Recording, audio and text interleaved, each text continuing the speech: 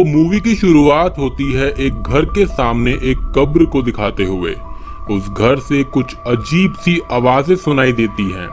एकदम से एक बूढ़ा आदमी दिखाई देता है जिसकी पूरी स्किन सफेद दिखती है। वो एक बूढ़ी औरत को घूर रहा था गुस्से से, और तभी उस बूढ़े व्यक्ति के पीछे एक बुरी शक्ति दिखाई देती है जो कि बहुत डरावनी है।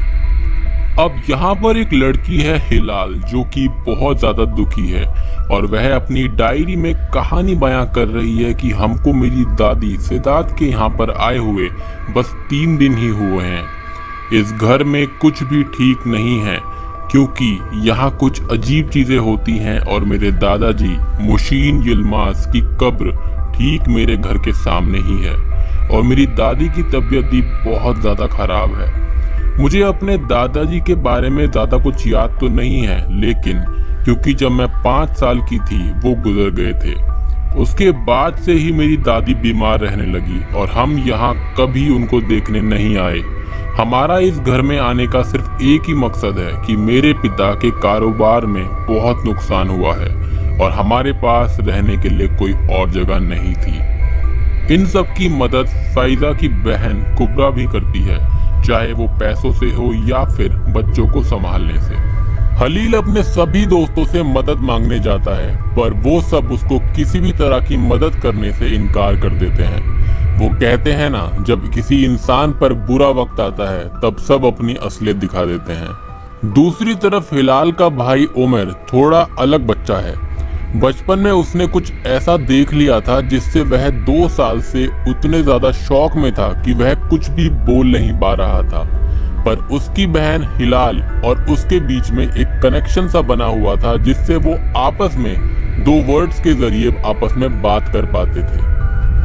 घर में एक औरत है मिस रहीम नाम की, जो कि बड़ी रहस्यमय दिखाई गई है क्योंकि वो हमेशा हिलाल की दादी सिद्धार्थ को डराती रहती है, अजीब सा व्यवहार करती है और बाकी घर वालों के सामने भोली बन जाती है। ये सिद्धार्थ के पति की मौत के बाद कई सालों से सिद्धार्थ की देखभाल कर रही थी।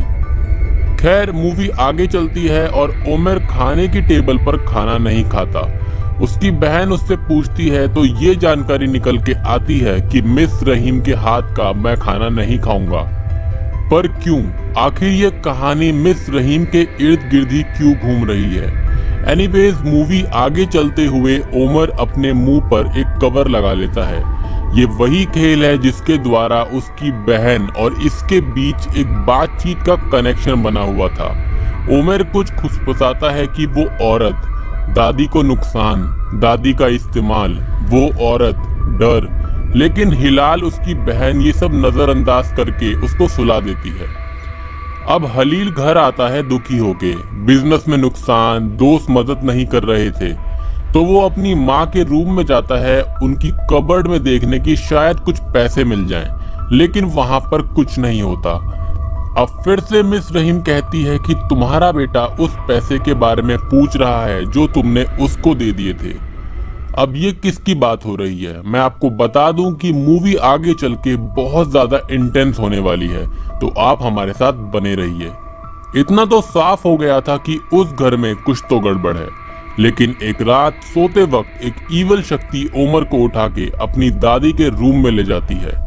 ये वही शक्ति है जो मूवी के शुरुआत में दिखाई गई थी। तो ये घर किसी बुरी शक्ति के शिकंजे में तो था।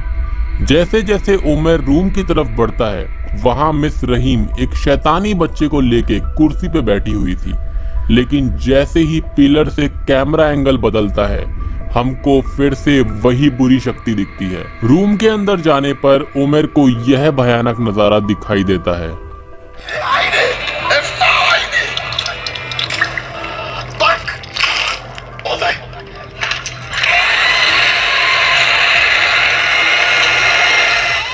अब उसी रात हलील को उसके दोस्त का फोन आता है जिसने पैसे देने से इनकार कर दिया था।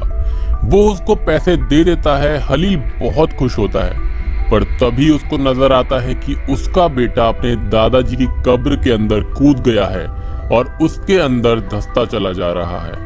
पर तभी वही डरावनी शक्ति आके उसके हाथ पर काट लेती है। अचानक से उसकी नींद खुलती है। वो खुद को शांत करने के लिए अपना मुंह धोने के लिए जाता है वॉशरूम के अंदर, पर वहां पर उसकी माँ अपने ही बाल काट रही थी बाथरूम में बैठे हुए, और अब की बार ये कहती है कि मैंने पैसे उसको दे दिए। अब ये कौन है जिसको पैसे दिए गए हैं, इसका जवाब अभी तक हमारे पास नहीं है। यह सब सपने के अंदर सपने में हो रहा था। वो उठता है और देखता है कि हाथ में निशान है किसी के काटने का, पर वो थका हुआ था जिसकी वजह से वो सोने चला जाता है।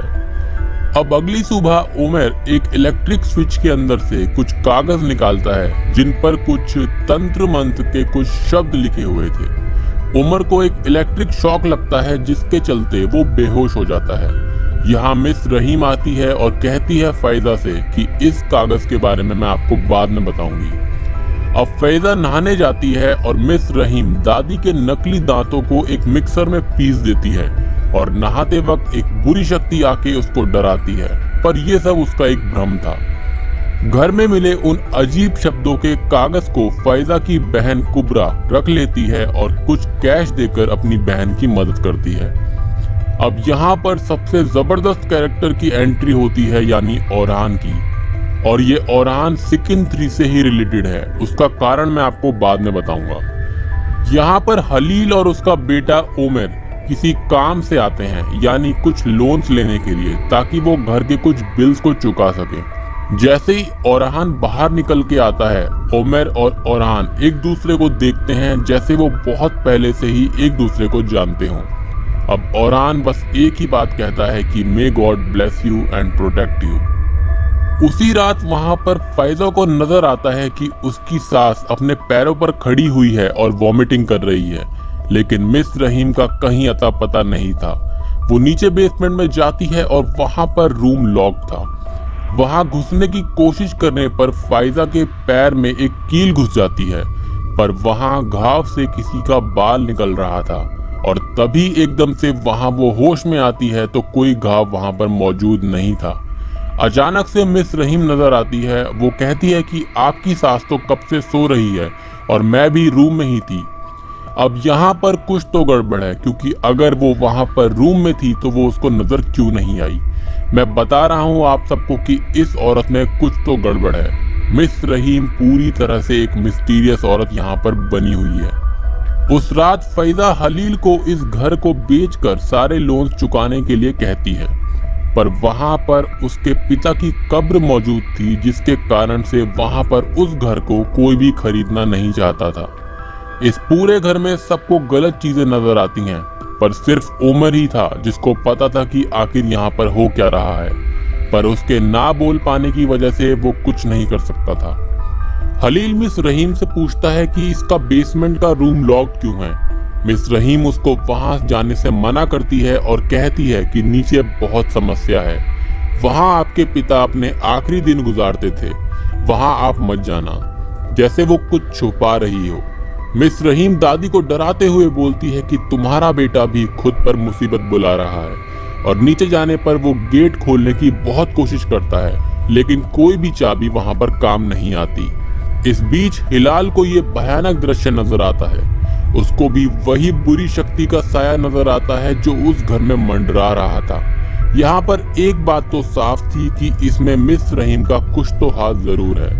अब यहाँ पर एक इम्पोर्टेंट बात, अगली सुबह उमर ने हिलाल को बताया था ओरहान के बारे में कि वो मेरे से रोज बात करता है और हम बिना मिले ही आपस में एक दूसरे से बात कर पाते हैं। दूसरी तरफ ओरहान एक प्रीस्ट के पास जाके बताता है कि मैं एक बच्चे से रोज बात करता हूँ, इसका क्या मतलब है। प्रीस्ट बताते हैं कि जब किसी का दिल बहुत साफ हो तो वो आपस में जुड़ जाते हैं। इसका कारण हो सकता है कि या तो वो मुसीबत में है या फिर उसको तुम्हारी मदद चाहिए। ऊपर वाले की मर्जी के आगे किसी की नहीं चलती, और किसी के साथ अगर गलत हो रहा हो तो उसको बदलने की शक्ति ऊपर वाले के हाथ में है। अब हलील उस बेसमेंट के रूम को तोड़ के खोल देता है। वहां उसको नजर आता है इतना भयानक नजारा कि अगर आप खुद से मूवी देखेंगे तो आपकी रूह कांप जाएगी। वहां उसको वही बुरी शक्ति दिखती है, ये कहते हुए कि घर मत बेचना, घर मत बेचना। तभी हलील वहां से डरते हुए बाहर जाता है और शॉक्ड हो जाता है कि जिसका दरवाजा उसने तोड़ दिया था वो दरवाजा फिर से जुड़ चुका था। उसी रात फैजा को उसकी बहन कुबरा का फोन आता है कि ये शब्द किसी और दुनिया के दरवाजे खोलने के लिए हैं, इन सब से तुम दूर रहना। ये सब सुनकर फैजा उन कागज के टुकड़ों को जला देती है, लेकिन तभी वहां पर एक अंडा नीचे गिर जाता है। उसको देखने पर कारपेट के नीचे से किसी के बाल नजर आते हैं और फैजा का गला दबाने लगती है वही बुरी शक्ति। दूसरी तरफ सोते टाइम ओरहान और उमर के बीच में एक कनेक्शन बनता है। वो दोनों एक ही चीज प्रे करते हैं कि हमको ईविल से बचाओ, मैं ऊपर वाले से दुआ करता हूँ कि हमको अंधेरे से बाहर निकालो। उस रात अचानक से हलील के दिमाग में आता है कि मैं अपनी माँ की देखभाल आज रात के लिए करूंगा। मिस रहीम कहती है कि आप नहीं कर पाओगे। वो फोर्स करता है और वहां रुके हुए उसको 5 मिनट भी नहीं हुए थे और बस वो डर के बाहर आ जाता है। मिस रहीम फिर से अंदर जाती है और उसकी माँ की देखभाल करती है। फिर से वही कब्र दिखाई जाती है, यानी उसके दादाजी की, और फिर से वही चीखने की आवाज बैकग्राउंड में आती है। अब हिलाल को नीचे से उसके माँ बाप और दादी के बुलाने की आवाज सुनाई देती है कि गेस्ट आए हैं और नीचे आ जाओ। वहां एक बहुत ही चौंका देने वाला नजारा था कि वहां पर उसके पापा, मम्मी और उसकी दादी और दादा और मिस रहीम डाइनिंग टेबल पर बैठे हुए हंसी मजाक कर रहे हैं और डाइनिंग टेबल पर डिनर के रूप में रखी हुई थी मरी हुई बिल्ली। वहां पर हलील को लाने के लिए उसके दादाजी आते हैं और ये गंदा दृश्य वहां पर दिखाई देता है। मैं आपसे फिर से कह रहा हूं कि अगर आप डर्टी और डिस्गस्टिंग सीन्स नहीं देख सकते तो इस मूवी को आप बिल्कुल भी मत देखिएगा। ये होने के बाद हिलाल को एहसास होता है कि बस ये एक सपना था। अगली सुबह हलील काम पर निकल जाता है किसी लोन की तलाश में। वहां पर उसको दिखती है मिस रहीम, पर वहां अभी तो वो मिस रहीम को देखकर आया था कि वो उसकी माँ के रूम में उसकी देखभाल कर रही है। वो अपने घर में फैजा को फोन लगाता है, पर उसको पता लगता है कि मिस रहीम तो वहां पर है उसकी माँ के साथ। ये बहुत चौंका देने वाली बात थी कि आखिर हो क्या रहा है। दो मिस रहीम। वो उसका पीछा करता है, तभी एक सफेद रंग का सांप दिखाया जाता है स्टेयरकेस पर, और ये वही सांप है जो शुरुआत में कब्र के पास दर्शाया गया था। अब यहाँ पर खुलेंगे असली पत्ते कि आखिर घर में बुरी शक्ति थी तो आखिर क्यों। मैं समझ रहा था कि मिस रहीम एक विलन है और यहाँ पर तो पूरा गेम ही पलट गया। मिस रहीम कहती है कि मैं जो तुमको बताऊंगी वो बहुत खतरनाक है और अब जो भी होगा मैं उसके लिए तैयार हूँ। हलील की माँ हमेशा से जादू टोने में विश्वास रखती थी, इसलिए ही मिस रहीम की वो मदद लिया करती थी। सेदात यानी दादी के पति की तबीयत बिगड़ती जा रही थी और हॉस्पिटल के पास इसका कोई जवाब नहीं था। अब इन्होंने उस पर काला जादू तो कर दिया और वो ठीक भी हो गया था, पर उसकी मानसिक हालत ठीक नहीं थी, ऐसा उन दोनों को लगा। वो बेसमेंट में घंटों तक खुद को बंद करके कुछ बातें करता रहता था और वहां पर रखे स्टैचूज पर वो बहुत सारी अजीब अजीब चीजें लिखा करता था। एक दिन सिद्धार्थ का दिमाग घूम गया और वो वहां पर बेसमेंट में जाकर उसने दरवाजा खोला और वहां पर उसको नजर आता है कि वो एक बुरी शक्ति के चंगुल में फंसा हुआ है। उसने बताया कि तुम्हारे काले जादू की वजह से मुझे ठीक होने के लिए दूसरी दुनिया की औरत से रिश्ता रखना पड़ा और उससे मेरा एक बच्चा भी है।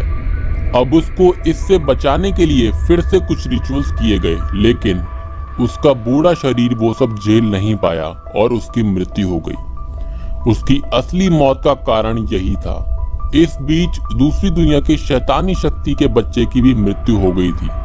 अब असल में हुआ ये था कि उन्होंने इसके पति और उसके बच्चे को मार दिया था, तो वो रोज यहाँ पर आती थी उससे बदला लेने के लिए, यानी कि सेदात से, और वो उसको टॉर्चर करती रहेगी जब तक कि वो मर नहीं जाएगी। मिस रहीम बताती है कि हमने सब कुछ अच्छे इरादे से किया था और वो अनजान शक्ति मुझे भी रोज दर्द देती है। अब यहाँ खुलता है एक और सबसे बड़ा राज। मिस रहीम बोलती है कि उस घर में ही रहने के लिए उस अनजान शक्ति ने मुझसे पूरे घर में काले जादू के शब्द लिखवाए थे और उसके बाद मुझे कभी भी उस घर में उसने आने नहीं दिया। यहाँ पर हलील की आंखें फटी रह गईं। कि पर आप तो इतने सालों से उनका ख्याल रख रही हो। पर वो कहती है कि मैं कभी भी उस घर में उस दिन के बाद से नहीं गई। उस शक्ति ने ही ये सब किया था। तुम्हारे पिता की कब्र भी उन्हीं शक्तियों ने वहां पर रखवाई है, ताकि हर रात उनको मौत से उठा के तुम्हारी माँ के सामने लाया जा सके और उसको याद दिलाया जा सके कि उसने क्या गलती की है। वो रोज रात उनको टॉर्चर करके दर्द देते हैं। ये सब सुनने के बाद हलील अपनी माँ से कहता है कि तुमने ये सब क्यों किया, और मिस रहीम को मार देती है वो शक्ति। यानी इतने सालों से मिस रहीम के रूप में वो बुरी शक्ति वहां पर रह रही थी। अब आपको समझ आया होगा कि ये सबको डरावने सपने वहां क्यों आ रहे थे। वो कागज जो लगाए गए थे वो बस कुछ ही टुकड़े थे, और बहुत सारे ऐसे कागज पूरे घर में बिखरे हुए थे। अब हलील अपनी बीवी फायदा से कहता है कि हम ये घर कल ही छोड़ देंगे और माँ को भी साथ ले जाएंगे। उसी रात वो शक्ति कहती है सेदात से कि तुम यहाँ मरने तक रहोगी, वो तुम्हें नहीं ले जा पाएंगे। हलील अपनी माँ के रूम में जाता है और वहां पर वो पोजेस्ड हो जाता है।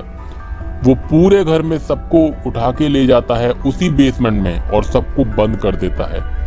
इसी बीच उमर और ओरहान का कनेक्शन बना हुआ था। ओरहान समझ जाता है कि यहाँ पर कुछ गलत हो रहा है। वो उस घर में पहुंच जाता है। हलील उस शक्ति के चंगुल में आके सबको मारने की कोशिश करता है। वहां रखे हुए गैस कंटेनर पाइप्स को वो तोड़ देता है और सबके साथ सुसाइड करना चाहता है। पर ओरहान उस घर में आ गया था। ओरहान को पता चल जाता है कि वो शक्ति असल में सालों से सेदात यानी कि हलील की माँ के अंदर रह रही थी। ओरहान वहां पर ऊपर वाले रूम में जाता है और वहां पर ऊपर वाले के नाम से उसको बुलाता है। यहाँ बड़ी शक्तिशाली तरह से ओरहान उस बुरी शक्ति का गला पकड़ लेता है और अपनी दुनिया में ले जाता है। वहां पर इन दोनों की आपस में बात होती है। वो एंटिटी कहती है कि इन सब की वजह से मेरा नुकसान हुआ, मेरा बच्चा मर गया और उस आदमी को इन लोगों ने ही मेरे पास भेजा था। मुझे इन सब से बदला लेना है। पर ओरहान कहता है कि सिर्फ ऊपर वाला ही इनको सजा दे सकता है, तुम नहीं दे सकती। और बस ओरहान उस बुरी शक्ति जिसका नाम शूफियाजिन था उसको हरा देता है और उसको उसकी दुनिया में वापस भेज देता है। अब उस घर से उस बुरी शक्ति का साया मिट गया था। 2 महीने बाद दादी की भी मौत हो गई। उस घर को हलील ने बेचकर अपना बिजनेस बचा लिया था। उसके पिता की कब्र भी सेमेंट्री में भेज दी गई थी और आज ये सब काफी खुश दिखाए गए हैं। यह सारी कहानी हिलाल अपनी डायरी में लिखकर हमें बता रही थी। वहां उमर और ओरहान का कनेक्शन आज तक बना हुआ था। और बूम, मूवी खत्म। अब यहाँ पहले डिस्कस करते हैं कि ओरहान पिछली मूवी वाला था या नहीं, या फिर अगर था तो मुझे ऐसा क्यों लगता है। क्योंकि ये लास्ट की टोन आप सुनिए, क्योंकि ये सिकिन 3 में जो थी वो ओरहान और कादिर के बीच में प्यार को दर्शाती थी। साथ में ओरहान उसी कारखाने में काम करता हुआ दिखाया जाता है। और पिछली मूवी में भी वो बुरा इंसान नहीं था, पर उसने जादू किया था अपनी बीवी को जिंदा करने के लिए, तो उसको इन सब चीजों के बारे में अच्छी जानकारी थी। और अब वो शायद बदल गया था और ऊपर वाले पर उसका विश्वास बढ़ गया था, ये मेरा मानना है। अब एक और चीज कि वो सफेद सांप कौन था। वो वही बुरी शक्ति थी जो इधर से उधर सबकी नजरों से छुपकर इधर उधर जाया करती थी।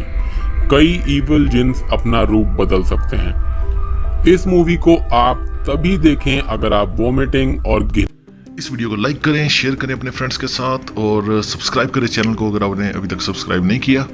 और नेक्स्ट वीडियो में आप लोगों से मिलते हैं किसी ब्लॉकबस्टर मूवी का या सीजन का रिव्यू और एक्सप्लेनेशन लेके। तब तक के लिए अपना ख्याल रखें, अपने से जुड़े लोगों का ख्याल रखें। अल्लाह हाफिज।